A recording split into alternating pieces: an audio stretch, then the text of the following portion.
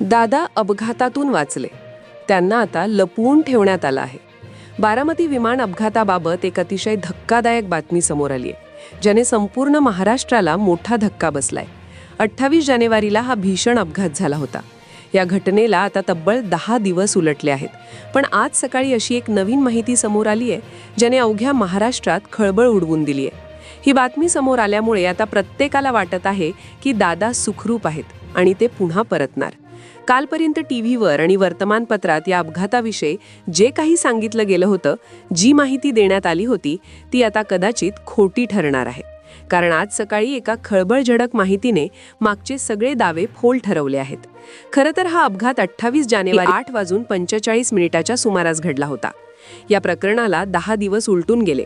पण आज अचानक चर्चा सुरू झालीये की दादा जिवंत आहेत आणि त्यांना एका गुप्त जागी ठेवण्यात आलं आहे. बारामतीमध्ये दबक्या आवाजात अशीही चर्चा सुरू आहे की दादा लवकरच पत्रकार परिषद घेणार आहेत. आम्ही स्वतः दावा करत नाही आहोत, तर हा दावा एका अशा व्यक्तीने केला आहे जी आजवर कधीच कॅमेरासमोर आली नव्हती. पण आज समोर येऊन तिने हा मोठा गौप्यस्फोट केला आहे. कालपर्यंत या प्रकरणाविषयी वेगवेगळे तर्क लावले जात होते. विमानात एकूण 6 प्रवासी होते, पण पार्थिव केवळ 5च मिळाले. मग जी व्यक्ती तिथे नाहीये ते दादाच होते का? काल अशीही अफवा उठली होती की दादा त्या विमानात बसलेच नव्हते. तर काही लोक असंही म्हणत होते की ज्या देहावर अंत्यसंस्कार झाले तो देह दादांचा नव्हताच. अत्यंत गंभीर शंका उपस्थित केल्या जात होत्या. दादांची ओळख त्यांच्या घड्याळावरून पटवण्यात आली. मग प्रश्न असा विचारला गेला की संपूर्ण विमान जळून खाक झालं, पण ते घड्याळ आगीत कसं काय सुरक्षित राहिलं? विमानात असणारी कागदपत्र कशी जळाली नाहीत? तांत्रिकदृष्ट्या हे कसं शक्य आहे? हे सगळे प्रश्न कालपर्यंत विचारले जात होते. पण आज जेव्हा एका व्यक्तीने कॅमेरासमोर येऊन ही माहिती सांगितली, तेव्हा सगळ्या शक्यता बदलून गेल्या आहेत. आता दबक्या आवाजात चर्चा सुरू झालीये की दादा परत येणार आहेत. बारामतीमध्ये गुप्तपणे चर्चा रंगली की दादांना कुठल्या तरी सुरक्षित स्थळी लपवण्यात आलं असून ते लवकरच समोर येऊन परिषद घेतील. कारण आज सकाळी एकाशी नवीन बातमी समोर आली आहे, ज्यामुळे ही नवीन चर्चा सुरू झाली. पण त्यांनी महाराष्ट्राला दुसरा प्रचंड मोठा धक्का दिलाय. मग खरंच काय आहे या प्रकरणाचं वास्तव? हा दावा कशामुळे केला गेला? दादा खरोखर सुरक्षित आहेत का? आणि जर ते असतील तर ते नेमके कुठे आहेत आणि कधी परतणार? कोण आहे तो असा इसम ज्याने आजवर पडद्यामागे राहून हा वेगळा दावा केला, ज्यामुळे या प्रकरणाचे संपूर्ण स्वरूपच पालटले आहे? चला सविस्तर समजून घेऊया या प्रकरणाचा सखोल रिपोर्ट. दादांच्या विमानाला झालेल्या अपघाताबाबत दररोज नवनवे प्रश्न उपस्थित केले जात आहेत. रोज वेगवेगळे तर्क मांडले जात आहेत. मात्र आज एक असा मनुष्य कॅमेरासमोर आला आहे ज्याने या प्रकरणाचे संपूर्ण चित्रच पालटून टाकले आहे. कालपर्यंत हा माणूस कुठेच नव्हता. अचानक हा इसम कॅमेरासमोर आला आणि सर्वच वाहिन्यांवर याच्याच बातम्या झळकू लागल्या. कारण त्यांनी काय विधान केले आहे? एक अशी या अपघाताबाबतची गुपित गोष्ट सांगितली जी यापूर्वी कधीच ठाऊक नव्हती आणि ज्यामुळे आता बारामतीमध्ये गुप्तपणे चर्चा सुरू झाली की दादा आता येणार, दादा प्रेस कॉन्फरन्स घेणार, अशा प्रकारची चर्चा सुरू झाली. अचानक आज सकाळी ही वार्ता धडकली. पण खरं तर या प्रकरणाची मुळे जी आहेत ती अपघाताच्या दिवसापासून जोडलेली होती. आज 10वा दिवस आहे. 10व्या दिवशी सकाळी हा भीषण दावा झाला आणि ज्याने महाराष्ट्राला सर्वात मोठा धक्का बसलाय. पण जेव्हापासून दुर्घटना घडली होती जेव्हा अपघात झाला त्याच्या दुर्घटना घडल्यानंतर एका तासापासूनच वेगवेगळे पुरावे समोर येण्यास सुरुवात झाली होती. आजचा दावा विचलित करणार आहे. आज काय वास्तव आहे या जागी? याच्यामध्ये दादा खरंच आहेत का, की नेमके काय सत्य आहे? तर यासाठी आपल्याला पहिल्या दिवसापासून सर्व घटनाक्रम पाहावा लागेल. पहा, काल जो मनुष्य कॅमेरासमोर आला आहे आणि त्याने जे कथन केले, त्यामुळे सुरुवातीपासून जी कथा तुम्ही ऐकली होती, जी माहिती तुम्ही आजवर टीव्हीवर बघितली होती, ती सर्व खोटी ठरणार आहे. कारण की जे भासवले गेले, जे दिसले, त्याचे स्वरूप निराळेच होते आणि खरे सत्य वेगळेच होते. खरं तर सर्वांना ठाऊक आहे, 28 जानेवारीची ती सकाळ होती, ज्यावेळी 8:45 अपघात घडला. आणि दुर्घटना झाल्यानंतर घटनास्थळी सर्व सुरक्षारक्षक पथके असतील किंवा इतर यंत्रणा ज्या असतात त्या तिथे पोहोचल्या. त्यानंतर तिथे मृतदेह हाती लागले आणि त्यानंतर ते नेऊन 29 तारखेला जो आहे तो अंत्यविधी आटोपला. तर हे इथपर्यंत तुम्हाला ज्ञात आहे. पण जेव्हा अपघात झाला होता त्याच्या काही तासातच एक निराळाच दावा मांडण्यात आला होता आणि खरं तर या प्रकरणाला तिथूनच वळण मिळायला सुरुवात झाली होती. पहिला दिवस होता 28 जानेवारीचा. अपघात झाला आणि काही तासातच एक आमदार अमोल मिटकरी यांचा सूर माध्यमांमधून ऐकू आला. मिटकरींनी दावा केला, जो दावा या प्रकरणाची संपूर्ण दिशा पालटणार होता. लोक अपघात कसा झाला, तांत्रिक बिघाड होता का, वैमानिकाची चूक होती का, हेच तपासत होते. पण इकडे अमोल मिटकरींनी अशी बाजू मांडली जी कुणीच पाहत नव्हतं. ते म्हणत होते विमानाचा धूर नव्हता निघत, विमानांमधून धूरच निघत नव्हता. मग विमान कसे कोसळले? त्यांनी तर हा 100% घातपात असल्याचा आरोप केला. खरं तर लोकांना वाटले सोडून द्या, ते भावनिक झाले आहेत, त्यामुळे कदाचित ते आरोप करत असतील.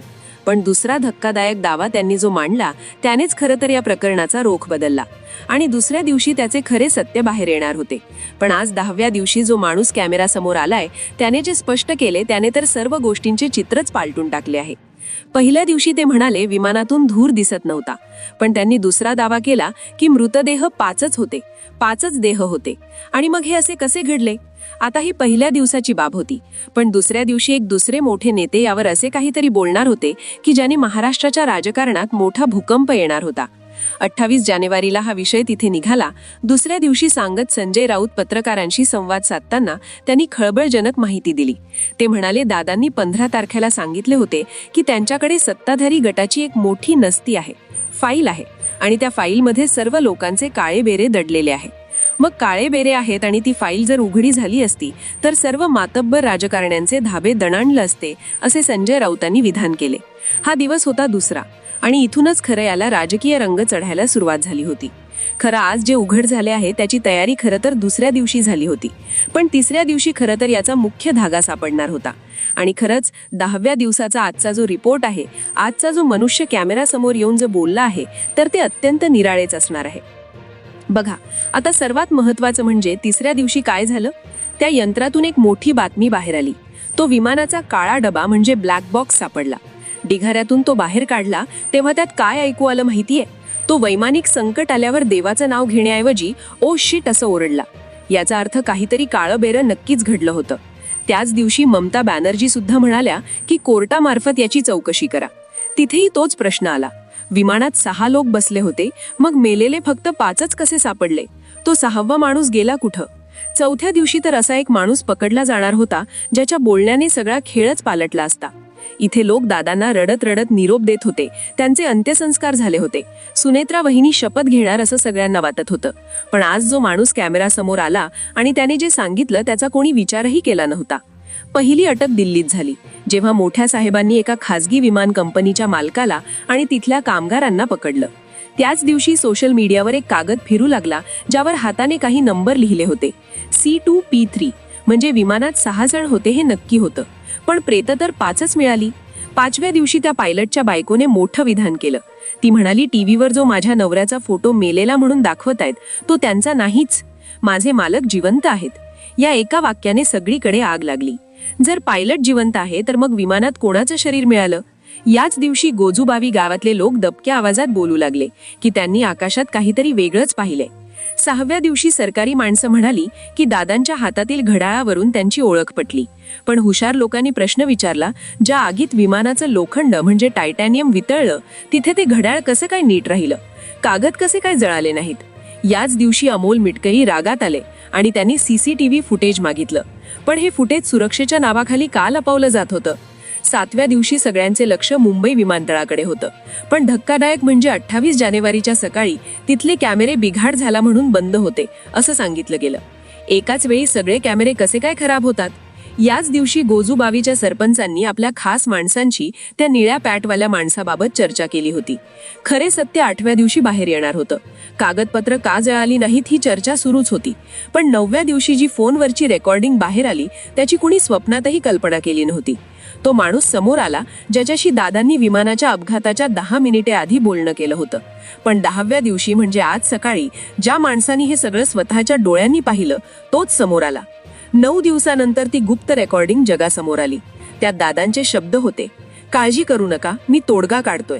जर विमान पडणार होतं तर दादा इतके शांत कसे? त्यांना आधीच काही माहीत होतं का? त्यांना बाहेर पडायचं होतं का? अख्खा महाराष्ट्र याच विचारात होता. आणि आज 10वा दिवस, आज सकाळी जे घडलं त्याने सगळ्या शंका मिटवल्या आहेत. आज 10व्या दिवशीची सकाळ या प्रकरणाला वेगळ्याच वळण देऊन गेली. गोजूबावीचे सरपंच ज्यांनी हा अपघात डोळ्यांनी पाहिला ते आज पहिल्यांदाच कॅमेरासमोर आले. त्यांनी जे सांगितलं ते ऐकून मोठे मोठे अधिकारी हादरले आहेत. सरपंच म्हणाले, ज्या दिवशी विमान पडलं त्या दिवशी मी माझ्या शेतात होतो. विमान खाली येताना मी पाहिलं. ते हवेत हेलकावे खात होतं. पण सगळ्यात मोठी गोष्ट म्हणजे विमान जमिनीला लागायच्या काही सेकंदा आधी विमानाचा एक दरवाजा उघडला आणि एका माणसाने खाली उडी मारली. त्या माणसाने निळ्या रंगाची पॅन्ट घातली होती. आता प्रश्न हाच आहे, तो निळ्या पॅन्टचा माणूस कोण? दादा तर नेहमी पांढरा कुर्ता पायजामा घालतात. मग त्यांनी कपडे बदलले होते का? का तो 6वा प्रवासी हाच होता? सरपंच पुढे म्हणाले की तो माणूस खाली पडल्यावर जंगलाच्या दिशेने पळत सुटला. आम्ही तिथे पोहोचेपर्यंत काही रंगाच्या गाड्या तिथे आल्या आणि त्यांनी त्या जागेला वेढा घातला. सरपंचांचा हा गौप्यस्फोट आता या तपासाचा मुख्य भाग बनला आहे. जर एकाने उडी मारली होती तर ही बातमी आजवर का लपवली? का फक्त 5 लोकांचाच उल्लेख केला? आणि तो उडी मारणारा जर पायलट असेल तर त्याच्या बायकोनी सांगितल्याप्रमाणे तो आता नक्की कुठे दडला आहे? तर प्रेक्षकांनो, विमान अपघाताबाबत दररोज नवीन खुलासे होत आहेत आणि आजचा झालेला खुलासा हा अत्यंत वेगळा आणि विचित्र आहे. विमानाचा दरवाजा उघडून कोणीतरी खाली उडी मारण्याचा प्रयत्न करत असल्याची माहिती गोजूभावीचे उपीचे सरपंच यांनी दिल्याची माहिती समोर आली होती. मग खरंच तो 6वा व्यक्ती तोच होता की काय? अशा प्रकारच्या चर्चा आता सोशल मीडियावर सुरू झालेल्या आहेत. आत्तापर्यंत आपण ज्या रिपोर्टमध्ये हे जे पाहिले आहे, या व्हिडिओमध्ये जी माहिती घेतली ती केवळ एक शक्यता आहे. कोणाच्याही भावना दुखवणं हा आमचा उद्देश नाहीये, तर लोकांच्या मनात असणाऱ्या प्रश्नांना आवाज देणं हा एकमेव उद्देश या व्हिडिओचा आहे. बघा, जर विमानात 6 जण होते, मृतदेह 5 मिळाले, कड्याला सुरक्षित मिळालं, पण विमान जळून खाक झालं, या सगळ्या योगायोगांकडे आता लोक दुर्लक्ष करायचं नाही असं म्हणत असताना आम्ही ही माहितीची अधिकृत पुष्टी करत नाहीत. ही केवळ लोकांमध्ये सुरू असलेली एक चर्चा आणि तर्कवितर्क आहेत.